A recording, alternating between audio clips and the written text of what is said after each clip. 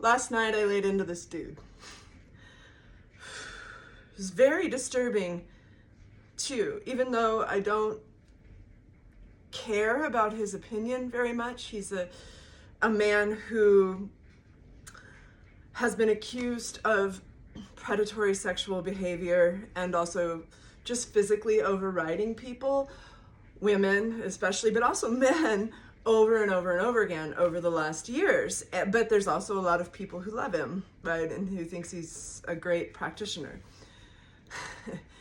But I've experienced it, and whether or not he was willing to recognize that there was sexual energy and crossing of boundaries involved in our exchange, it was there. I felt it there. And if he would have been interested in talking to me about it or owning that maybe that's possible, maybe there are things that he doesn't know, then it would have been like a really interesting conversation, because I'm very open. I'm not like, oh, you touched me, rape, you know, I'm kind of training myself to be like that at this point, because I'm just so interested in every human interaction and physical sensation. It's hard to be as triggered as some people are, but this is what was interesting.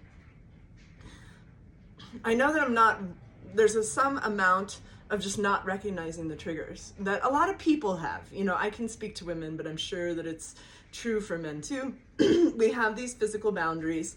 We have these triggers that we don't even recognize. We even mix them up with the courting process, you know, like the butterflies and the wondering if the person really cares for us, or the fear that maybe we did something wrong and they're going to leave. That's like abandonment wounds. You know, that's a somatic trauma response. And so last night, after what the conversation was that I just wanted him to admit that he might have done something wrong or hurt people.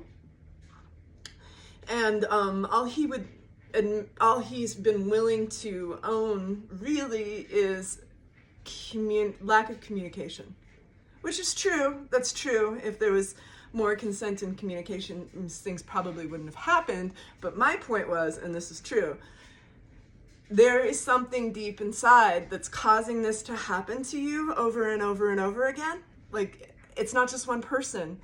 See my painting? It's person after person after person. It's having that rise up in just casual situations. There is something deep inside of you that's causing this to reflect back at you over and over and over again. It's trying to communicate something to you. You need to own and take personal responsibility for there maybe being a problem that you have, you need to own that you create the situation over and over again in order to pass through it and really create something different. Otherwise, it's just building up pressure to occur again when we try to avoid it.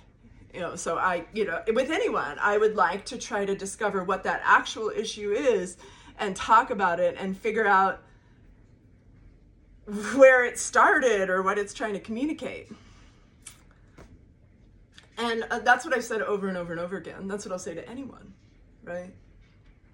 Especially with romantic relationships and love and sexual energy. If something keeps staring you at the face, like if every person turns into the same problem, then it's you. You're the common denominator. There's some agreement or belief that you have about your existence, and especially that energy that's causing you to open to that situation and recreate that situation over and over and over again. And it's because it wants you to understand.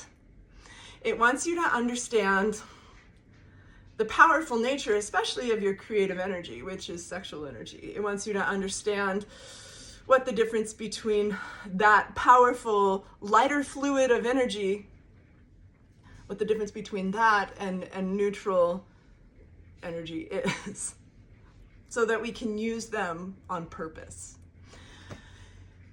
So anyway, after having this conversation with this guy, it was texting. I couldn't even stand to talk to him. I love texting, honestly. The not raising voices or feeling impassioned in that way at somebody, but communicating words. Some people take that out of hand, but I love to write. I laid there in bed and doom scrolled for like an hour. I couldn't stop and bit my nails.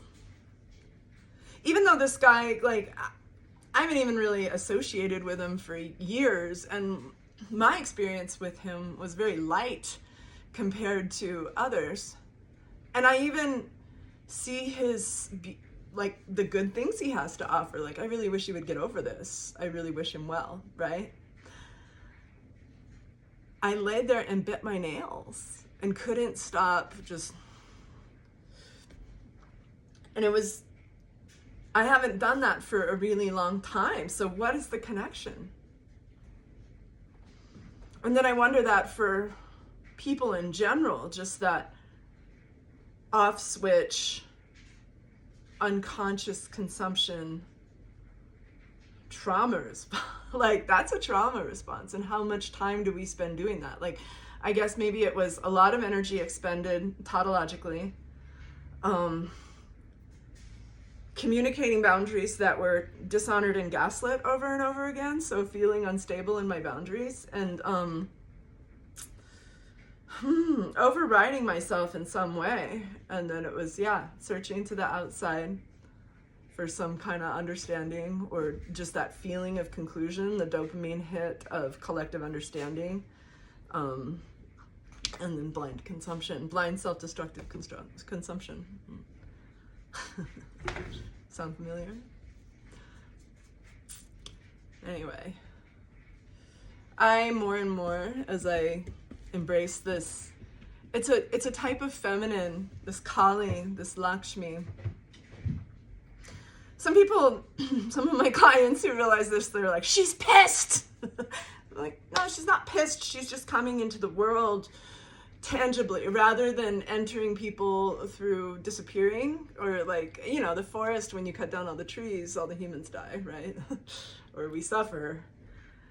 But she's coming in a more tangible form. She's opening up her voice. She's talking about her truth. She's deciding how she wants this dimension, this world to look. And she wants to come through us. She wants us all to come online with our truth, instead of trying to please other people, instead of trying to sacrifice our own understanding and truth and boundaries for what we even think other people want. There's no way to really know what somebody else wants, but we spend a lot of attention on that, and we're hollow. And so now it's available to become full of this true feminine. It's not feminism, it's the feminine that it doesn't emasculate men. They want our truth. They want our full presence. They want to know the feminine through every woman on this planet. It's like there's even an anger at us for not being willing to give it to them or display it, right? And she wants to, and it's God, it's a component of God, it's the divine feminine, it's the yin side of things, wants to become really present in our world and in our bodies, because it's a force of life nurturing. It's the force, it's that like moon force, the psychic energies. We need to cultivate those, because we've created other creatures that will take over our base level functioning for us. So we need to tap into these other parts of our brain anyway. So there's all of these levels and metaphors and reasons why that energy is becoming more available to us and women. And so that's what spiritual dominatrix is. This is a long pitch for my retreat for the winter solstice in Miami. Spiritual, but also this program, I've had it in my mind for a long time.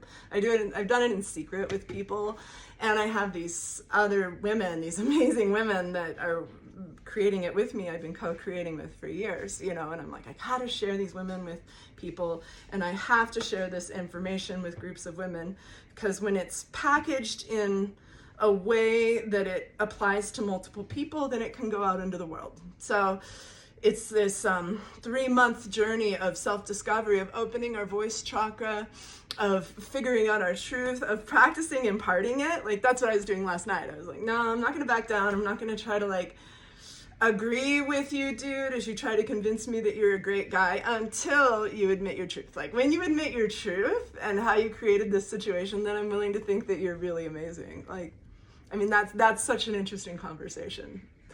That was me experimenting with just saying what's on my mind, not aggressively, not trying to get any sort of outcome, with detachment, but letting it through so that more can come through. Because when we honor our small truths, when we honor our little bursts of intuition, then the bigger ones come, you know, and when we get used to listening to it, then